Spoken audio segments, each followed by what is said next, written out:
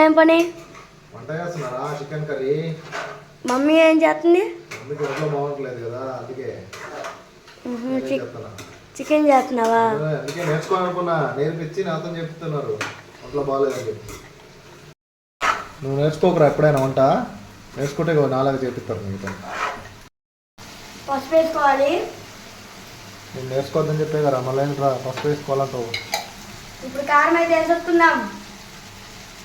ఎన్ని స్పూన్లు? 2 కాదు 3. చిటికెడు అయితే మసాలా వేసేసుకుందాం. ఇది కూడా ముందే వేసేసాం. ఇప్పుడు అల్లం పేస్ట్ ముందే వేసేసాం. ఇప్పుడు కలపడమే. ఇప్పుడు కలపడమే. నువ్వు నేర్చుకో కని చెప్తా వెళ్ళిపో. చిన్నగా సన్నగా ఏం కదా వేసి అవి వస్తాయి. నా ఫీలింగ్ ఏంటంటే అబ్బాయిలైనా అమ్మాయిలైనా ఎవరైనా వంట నేర్చుకుంటే చాలా బెనిఫిట్ అనమాట.